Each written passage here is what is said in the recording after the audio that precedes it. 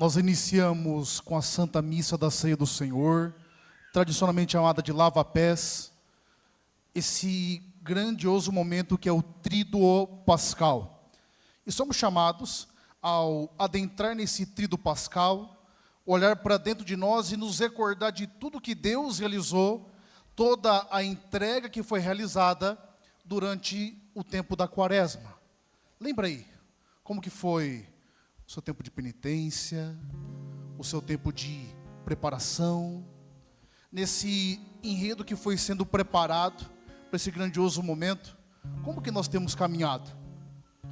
Perceba uma coisa, desde os primórdios, o Senhor cultivou no coração do seu povo uma noção de primícia, uma noção de consagração. E a primeira leitura fala exatamente disso. No momento para a preparação da Páscoa, o cordeiro que ia ser imolado, ele era separado no 10º dia, e a Páscoa acontecia no 14º dia. Algo que é curioso nas Sagradas Escrituras, o número tem um sentido. O número 10, ele é tanto o número de juízo, porque nós temos as 10 pragas do Egito, como de bênção e de princípios, nós temos também os 10 mandamentos. Então nós podemos interpretar que é um número de redenção. O Senhor nos chama e nos convida propriamente a essa redenção, a essa experiência grandiosa do amor de Deus em nossas vidas, mas tem que ter um sentido que é uma noção de pertença. No texto aqui não está, mas se você ler depois do capítulo 13, no versículos 1 e 2, depois que o Senhor extermina os primogênitos do faraó, ele vai dizer: a partir de agora, os seus primogênitos são meus. E portanto, quando nascia o primeiro filho, o primogênito, ele era consagrado ao Senhor. E quando nascia o primeiro bezerrinho, o primeiro cordeirinho, ele era imolado e consagrado a Deus. Por que essa noção de consagração? Porque hoje, quando celebramos a Santa Missa, existe um cordeiro que é sagrado. Existe um cordeiro que é imolado para nos resgatar e entender que nós pertencemos a Ele. Esse tempo de Quaresma tem que ter cultivado em nosso coração de que eu não me pertenço. Eu não pertenço a mim mesmo, eu não mando nas coisas, mas eu pertenço propriamente a Deus.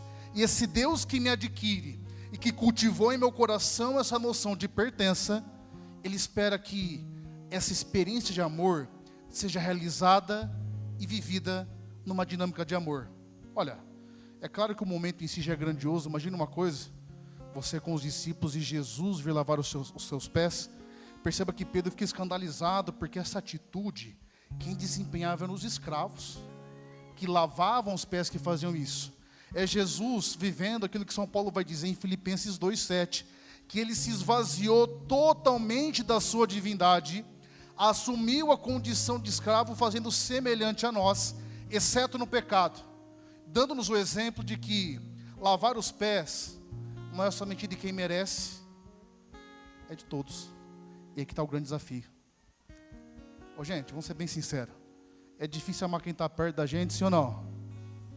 Não tem uma hora que você fala: nossa, Deus, eu amo, mas se for levar também não ia reclamar, não. Esse é o ser humano. Espero que não tenha nenhum casal assim aqui hoje, viu? Rezando para o bom Jesus da boa morte, não é verdade? Não é isso, não, pelo amor de Deus, está amarrado e acorrentado, em nome do Senhor. Mas brincadeira à parte, é difícil, é desafiador amar, não é? E amar, vai dizer Santa Teresa de Calcutá, amar, de fato, é amar até doer. Agora, lembra das traições que você já passou na sua vida? Das frustrações, dos tapetes puxados. Você imagina que Jesus sabe que Judas iria entregá-lo. E ontem, quando nós meditávamos aquele texto que Judas vai e vende Jesus por 30 moedas de prata, na mesma semana nós meditamos Judas escandalizado, porque uma mulher derrama todo o perfume, o vaso de alabastro, sobre Jesus e os enxuga e os seca com os cabelos e os lava com as lágrimas. Maria fez isso. Para você ter uma noção quanto custava esse perfume, eu disse na missa que celebrei, por exemplo, o judeu, ele ganhava 1 denário por dia, era paga de um dia de trabalho. 300 denários era paga de 300 dias de trabalho. Ela deposita aos pés de Jesus, como se fosse trazendo para a gente hoje, o salário de um ano todo. Você imagina, faz as contas aí, o bruto. E quanto você ganha aí? Agora faz um ano. Ela chegou e coloca aos pés de Jesus.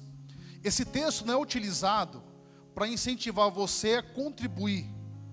Esse texto ele é um texto que nos mostra a importância da adoração. E perceba que Judas se escandaliza, porque sempre a adoração extravagante incomodará os espíritos medíocres, que não entregarão a doação total. E nós somos chamados hoje, Padre Toninho e eu, que somos padres, a instituição do sacerdócio, da Eucaristia, portanto da Santa Missa. Teremos também a instituição dos ministros da Eucaristia, a renovação de alguns. É entender que Deus espera de nós essa adoração extravagante, essa adoração entrega, sem medida, que não fica barganhando, que não questiona, mas que se doa, que se derrama. Lógico, cada qual a seu modo. Entenda uma coisa, nessa quaresma, nessa Semana Santa, Deus jamais vai pedir muito ou pouco para mim ou para você, vai pedir tudo. O meu tudo está condicionado à capacidade que eu tenho de entregar e consagrar. E o meu tudo também está condicionado ao quanto eu já entendi o projeto, ao quanto eu já me apossei de mim, e ao quanto eu já consigo dispor das coisas sem ser disposto por elas. E aí que está o grande desafio. E você percebeu quando nós vemos a exigência que Jesus faz? Parece que a gente nunca vai conseguir cumprir, parece que é sempre muito alto, não é verdade? Você imagina uma coisa, gente. Você chega lá, Judas, que se escandaliza com aquelas 300 moedas, mas que vende Jesus pelo dízimo disso, pela 10ª parte, isso mostrando que para ele o mais importante era o material. Há quem diga que Judas esperava que Jesus não morresse, porque esperava um milagre. Mas é uma interpretação que não encontra base, mas uma propensão que ele, imagina a cabeça de Judas. Esse homem levantou morto, andou sobre as águas, se ele quiser, ele resolve tudo aqui, tem que ser resolvido, mas isso aqui é uma hipótese. Independente de tudo, nesse momento, se revela no coração de Judas o que para ele é importante. Para Judas era importante as 30 moedas de prata, não o cordeiro, não o que estava sendo celebrado. E às vezes nós escandalizamos com Judas, mas por que nós temos trocado Deus muitas vezes em nossa vida? Talvez pelas nossas próprias opiniões, pelo jeito de pensar. E mais do que isso, a atitude de Jesus durante todo esse capítulo 13 de João é uma atitude muito forte. Uma coisa, repito, é você lavar o pé dos seus, não é verdade? Do seu filho, da sua filha, do seu esposo. As esposas lavam os pés dos esposos aqui. Lava ou não lava? Lava? Não? E os esposos lavam os pés das esposas? Olha, imagina, pior ainda, tá ruim para vocês, hein? Hoje eu vou ver os esposos que se amam de verdade. Tô brincando. Vai dar briga chegar em casa. Lava aqueles pés cascudos dos homens, imagina. Tem 5 quilos de casca. Mas trazendo para cá, você imagina uma coisa. Lavar o pé de alguém que a gente gosta, dar banho às vezes no enfermo, a gente faz por amor. Agora, você lavar os pés de quem você sabe que vai te trair? Você lavar os pés de quem você sabe que está te fazendo mal? E mais, durante a refeição, há um momento que Jesus entrega para Judas o pão molhado no molho. É o equivalente para nós o primeiro pedaço. Sabe o que Jesus vai sempre falar para nós em todos os momentos da nossa vida? Nas nossas infidelidades, nos nossos erros, inclusive. Ele vai dizer: o que você faz para mim não muda o que eu sou para você. Aqui está o grande ponto. E assim o padre já vai encerrando. Será que eu tenho sido reativo ou eu tenho sido movimentado pela fé? Será que eu tenho conseguido dar a outra face? Ou se me der um tapa, eu dou logo um mais forte? Eu não sei se eu dou outra face, às vezes não. Como é que a gente tem sido? O que tem me movimentado? As minhas vontades, os meus cansaços, ou o cumprimento do propósito? O que tem movimentado? O que tem me feito parar? Será que o desânimo tem ocupado um espaço tão importante em minha vida que eu não consigo mais caminhar? Será que durante toda essa quaresma eu conservei falta de perdão, uma amargura, porque eu não consegui limpar meu coração de fato no Senhor? Será que durante essa quaresma o que chamou mais alto foi a dificuldade da penitência e não a importância do propósito que eu tenho que cumprir? Porque entenda uma coisa: Deus não precisa da nossa penitência, Ele é Deus. E a experiência que nós fizemos de fraqueza, a experiência que nós fizemos de limitação, ela surgiu para que nós entendamos o que vamos celebrar amanhã.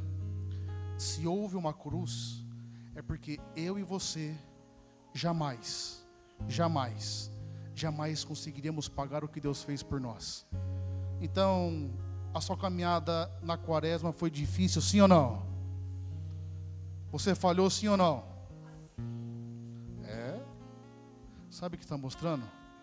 Padre Jonas, Patoninho, comunidade, para de ser orgulhoso, para de ser prepotente, para de achar que você pode, que você consegue, para de achar que com as suas forças e talentos você vai conseguir progredir, para de achar que só com a sua organização de vida você vai conseguir fazer as coisas, para de achar que somente com os seus talentos você vai resolver tudo.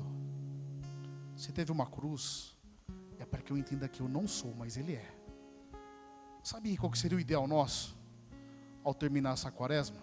Seria as pessoas olharem para a gente e falar: nossa, a mudança vivida, Deus só pode existir de fato, porque não é possível essa pessoa que eu conheci estar vivendo dessa maneira.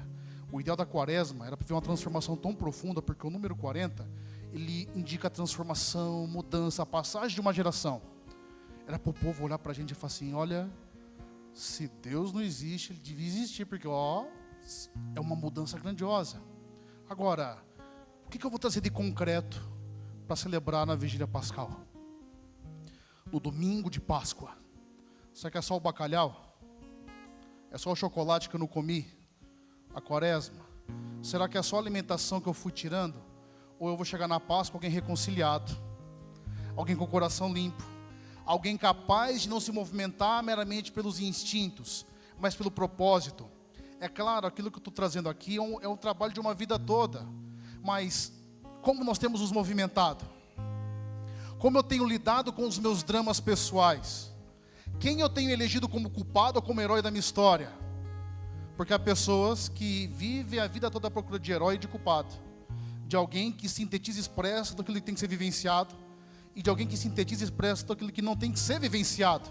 Só que isso me isenta da responsabilidade que eu tenho diante da vida, de dar a minha resposta.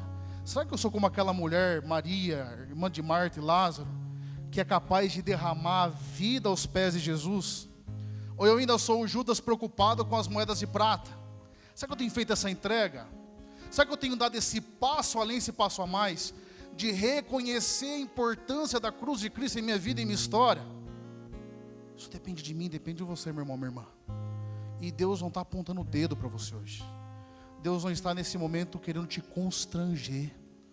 Ele está dizendo para você: enquanto você não deixar eu te quebrar inteiro, você não vai viver aquilo que é meu. Lembra o que acontece com Pedro? Vou falar para vocês nessa semana. Pedro, se você ler o capítulo 13, quando Jesus fala que um deles vai trair, todo mundo começa a se perguntar se seriam eles, porque eles acham que poderiam trair, estão com medo. O que Pedro fala? Deixa comigo, eu vou até o final com o Senhor. Fala: você vai até o final comigo, Pedrão? Antes que o galo cante, 3 vezes você vai me negar. E eu tenho certeza que pela personalidade de Pedro, esse é o bravo dali. Pedro só fala assim: ele vai me conhecer hoje, eu vou até as últimas consequências. Mas no capítulo 18 Pedro trai. No 20 ele se reconcilia. É Jesus mostrando: Pedrão, sem mim você não vai poder fazer nada. Já antecipando a Páscoa, perceba que Pedro, quando ele faz a pesca, sozinho ele não consegue carregar. Mas quando ele vai até Jesus, ele volta e consegue carregar tudo sozinho. O que Deus está te mostrando para mim, para você? Sozinho vocês não vão conseguir nada. Sozinho não vai haver verdadeira transformação. Sozinho não vai haver, porque Deus não vai permitir para que nós não sejamos pessoas ensimesmadas. E é essa experiência de esvaziamento que vamos viver. E agora, com a liturgia do lava-pés, é um gesto simbólico, mas que nos desafia. É claro, não vou fazer vocês lavar o pé um dos outros, brincadeira que o padre fez em casa. Mas o lavar os pés é o colocar-se a serviço nas coisas pequenas da vida. É o estar disposto a ajudar, disposto a se doar, disposto a fazer o que tem que ser feito, independente do que a pessoa fez por você. Esse é o grande desafio. Amar o que a gente gosta é fácil, sim ou não? E nem sempre a gente consegue. Agora, amar quem te prejudica, rezar para aqueles que te fizeram mal, esse é o grande desafio. Feche os seus olhos.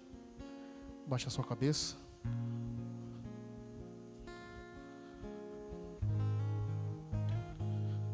Peça ao Senhor essa graça.